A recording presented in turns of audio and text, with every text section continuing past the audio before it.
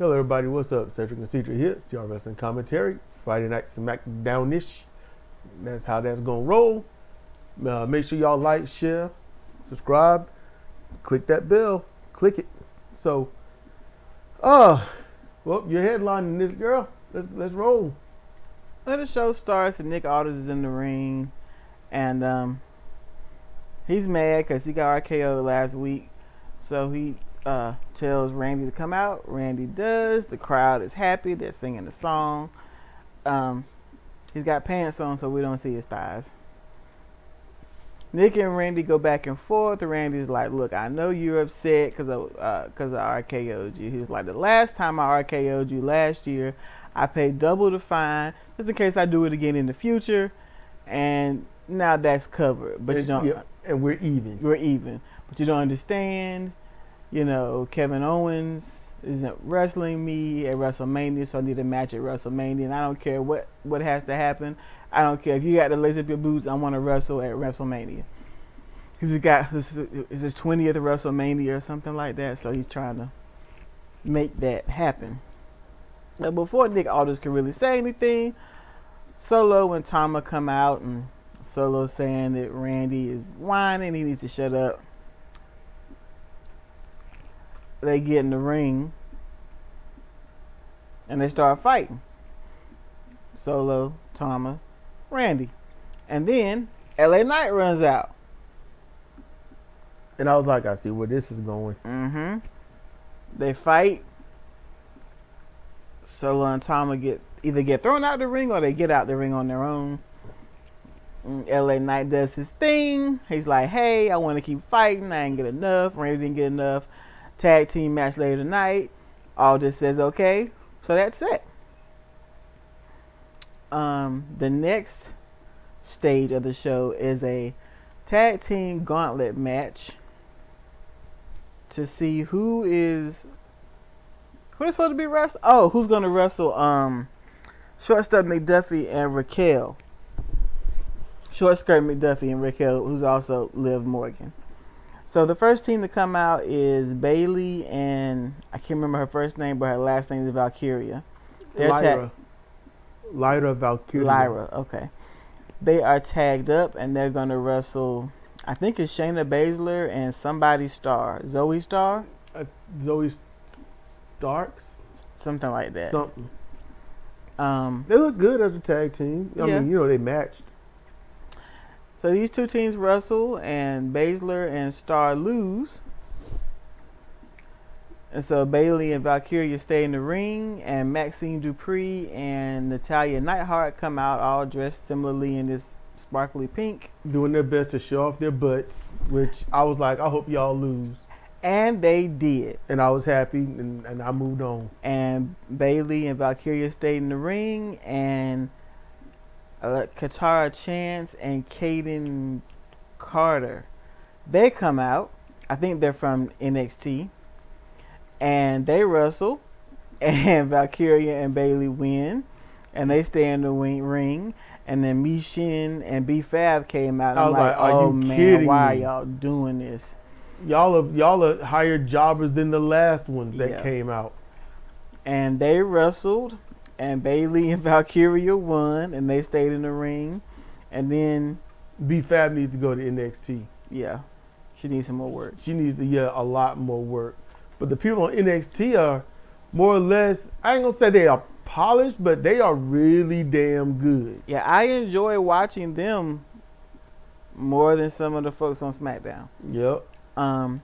So Bayley and Valkyria are still in the ring, and I don't know their names. I know one's Piper and Elba Fire. I think that's her name. Yeah. Elba or Alba. The chicks that come out with Chelsea Green, they come out and they wrestle for a while. And Bayley and Valkyria win. And they're going to be the ones to face Liv Morgan and Raquel at WrestleMania. I was like, champion, former champion. You thought they weren't going to win it? Really? I'm like, they shouldn't even had this match. They should just had a number one contenders match, one match, some top girls or women from something, and the match go 25 minutes since that's what they want to do. Yep. or just a quick 5-minute, hard-hitting, fast-paced tag match where they literally don't do too much of anything except very well-rounded basics. You know, you two people could go out there and just young lion it up, and it'll look a lot better than all this highfalutin crap that goes on. That's true. You go watch New Japan Pro Wrestling when the Young Lions wrestle. Those matches are better than what you see here. The only thing that adds to the matches with SmackDown, Raw, AEW, if those are the things you like, you know, but it's because you, quote unquote, get to know the people. You familiarize yourself with them, so you can't wait to see what they're going to do next after hearing what they've just said. You watch just a cold Young Lion match on New Japan Pro Wrestling, you'd be like, why don't they put that level of heart into what they do in anything else?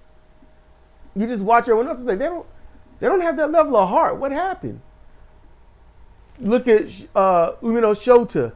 When he was a Young Lion, epic. Now he's up there. He's just, you know, go on Jeeves, get the car. He's still finding himself. Yeah. Find yourself while retaining what you were as a Young Lion. They're so desperate to get out of being a Young Lion, they probably don't want to look back. I'd be like, y'all sticking to the basics and having a good match like that. To me, you don't see that anymore. You don't see that with the people that's made it. I want to see that with the people that's made it. Show me body slam, hip toss, arm drag, drop kick, you know, forearms, not many, just a couple.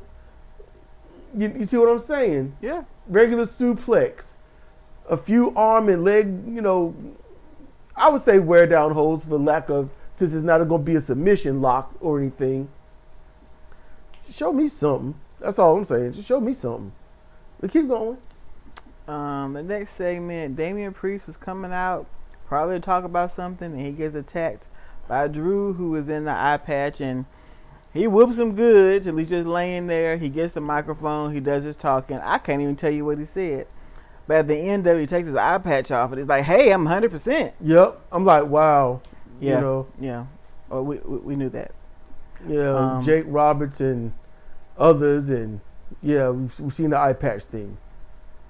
And then, I don't know if that, I guess they carried Priest off. And then Priest comes back out and they fight again. And then Drew whoops Priest's ass again, then takes his necklace. Yeah, Drew's collecting stuff again. And we'll see what they can do with this necklace. Yeah. Now the next segment, I'm actually interested. I'm just trying to. I'm letting her do her thing. Oh, okay. I'm letting you do your thing. I'm interested in the necklace thing and what they're gonna do with it. But I'm just letting you. I'm letting you go. Okay. The next segment is Angel Berto versus Ray Phoenix. Because last week his Berto's manager, I don't know what his name is, the dude in the suit and Los Garza. Escobar. Yeah. Santos Escobar. Okay, so he was out there. Last week he was singing Ray Phoenix praises. And Angel got jealous. He was like, I'm better than him. And he's like, prove it. I'll get the match made. So they wrestled this week. Which I thought was stupid. I'm like, okay, you're going to go against the new guy and somehow win? That ain't happening. Yeah. So they wrestled the match. And Ray's first loss will be in a tag match. And it was all right. But, of course, Phoenix won. And Escobar came out and helped his man up and escorted out the ring and then shook Phoenix's hand. And, yeah. Angel wasn't happy. Phoenix did. I don't like seeing this. You know, and I get it. It's a throwback. If you're wearing a mask, you don't have a choice but to do it. It's annoying, but you don't have a choice. When Santos approached him with his hand out, it was quick. Ray did the jerk and look back like, you know, crowd approval thing. Mm-hmm. I was like, ugh. Pay attention to the guy in front of you. You know, you done look back at them. What if he's still on you? You know, you done turned your head and you get knocked out because you weren't looking at your opponent. That's where I was. Okay. You know, he is too close for you to do that. He is too close to you for you to do that. So let's see. Next was a vignette from obviously an old WWE DVD talking about the friendship of CM Punk and Heyman. Thank you, Paul Heyman. of the Paul. Yeah. I got it written funny. I was going to say Paul segment. After that, so Chelsea Green was about to wrestle, and her tag team, her bodyguards, got beat up in the gauntlet, so they weren't available to help her. So she had to go out and face Zelina Vega by herself. They wrestled about 2 minutes and went to the outside. Not sure what took so long out there, but Vega got back in the ring. Chelsea did not count it out. Chelsea decided to go argue with commentary for some stupid reason, and then she gets counted out. And a count out is so rare. The fans didn't know what happened. They didn't. I didn't either. I was like, what happened? I was like, she should be counted out. She stood outside the ring like a dumbass. That didn't make any sense. But I think I know why they did it. Because, one, you got to get this person to win. Yeah. But then, what happens when your bad habits dictate you?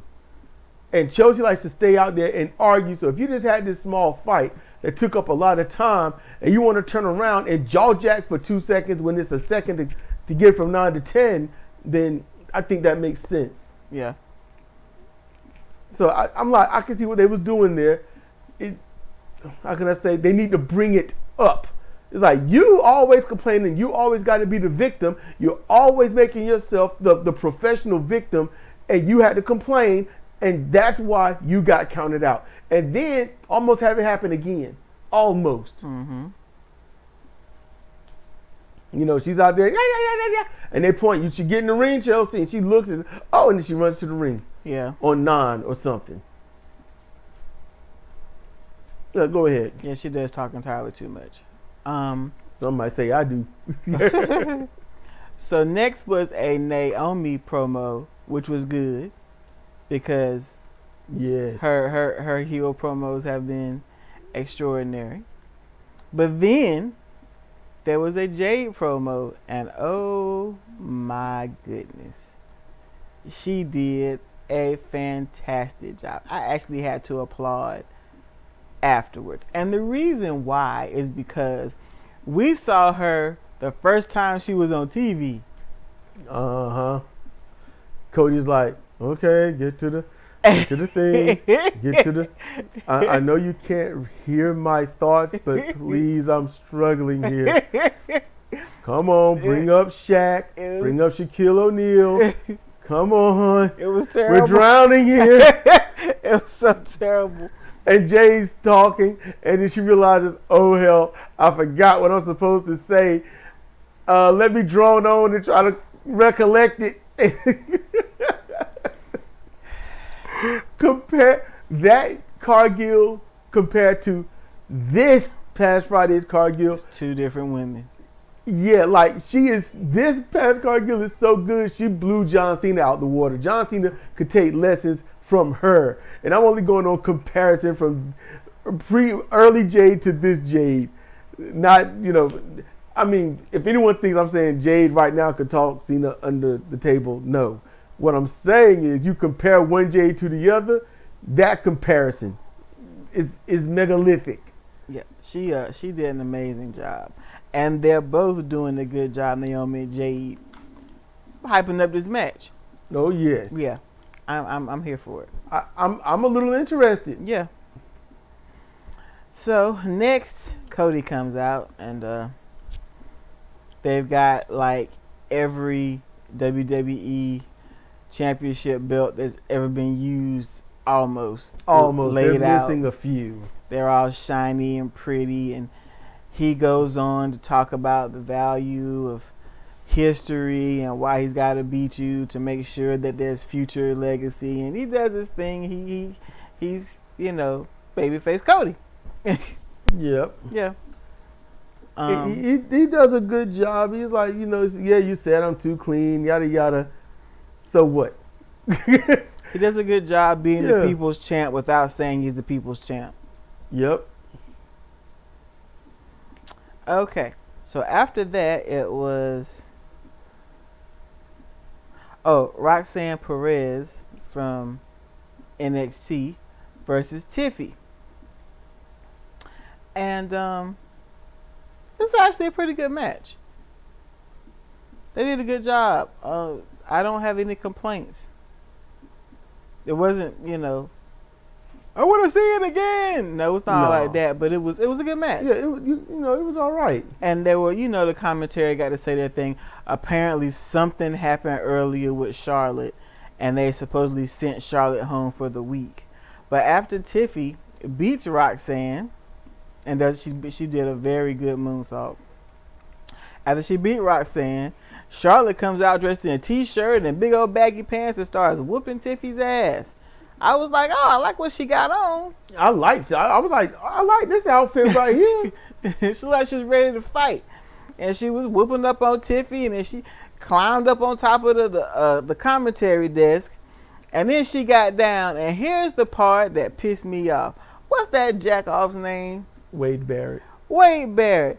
He looks at Charlotte and he says, well, I wrote it down. One of the most misogynistic lines he could think misogynistic, condescending. You need to behave yourself. You're going to lose your job. Are you fucking kidding me? He just told this grown woman that she needs to behave herself. He's not said that to a dude. He has the dudes come out there fighting and breaking tables and standing on top of it and he ain't never looked at the dude and said, you need to behave yourself. You might lose your job. No, he backs up in the corner like a weenie and stays out the way. But Charlotte's there. You need to behave yourself. Yep. I was upset with that too. A lot of people that they're bathed in their privilege, so they're not going to understand it. And I'm not even going to try to convince you. I'm not even going to try to get you to understand it. She's a dang child, yeah. And then this is the elementary school, and she just stole somebody's milk. Oh, you need to behave yourself. I'm going to call your mother, man. The schools I went to, they would have opened the milk, started drinking, and been like, "Go ahead, you can't undrink it." So, fuck Wade Barrett, fuck Wade Barrett and his eyes. Every other word he fucks up on the regular. Okay, so then it's time for the tag team match that was set earlier, which is Randy Orton and LA Knight versus Solo Sikoa and Tama Tonga. And they wrestle. And LA Knight pins Tama? Yeah. LA Knight did Tama a favor. They don't let Tama Tonga talk. They will not let this man talk. No, they won't. So LA Knight gave him a severe, thick, long olive branch of assistance and threw out his catchphrase. Yeah. And a lot of people want to see it as mocking when the truth is he's reminding everybody what it is because the higher-ups won't let Tama talk. They will not let him talk. So he's like, yeah, you can stand out there with your yeah. And the crowd started doing it. Yep. And Tama, it was, you got to really look. He showed a glimpse of, damn you and thank you. You could see it. It was so quick. All right, Tama, you quick. You ain't that quick. I see you. Watched you for too damn long. You quick, you ain't that quick. Keep going. Well, let's see. After LA Knight pinned Tama, Jacob comes out there and just starts whooping LA Knight's ass. I mean, he just whoops him. Absolute molly-whoppage. He just whoops the man. And I think he moonsaulted him 3 times or at least twice. He got him. He got him once, and then and that's what I like. He started whooping up all night, and the crowd is like, they didn't know what to do. I want to cheer for you, but I want to boo you because we love Knight. Yeah, and then the crowd transitioned from which do we love most to we just got to see the thing. Because Fatu, because it was over, he was supposed to just leave. Fatu was like, no, grabbed him, jerked him back, went up again, and the crowd came up on that one. Sure did. They just wanted to see the moonsault, the BME. And he do it so fast. Yep. And he did it. And he was all, doing, the boogeyman thing. And then he did it again. And the crowd was like, yes. Yep. And that was it. And that's I think that's how the show ended. That's how the show ended. LA Knight catching a butt whooping. Yep. And Fatu is over. He is. He is over. He's the bad guy. He's the heel. And he was starting to promote himself like the super heel. And I'll be honest with you. I think the best heel in the business was Eric Young. Oh yeah, but they're not gonna. You ain't gonna touch Eric Young. You cannot touch that Eric Young when he went smooth suit, calculating, manipulating, in complete control in TNA. Mm-hmm. That could have really put that company up there, but yeah, they had to kill that noise because maybe he was getting a little too over. Maybe. But yeah, that was SmackDown. Yep. So this has been Cedric and CJ, CRWC commentary, Friday Night SmackDownish. We want y'all to be cool, be chill, be safe, so we can see you next time.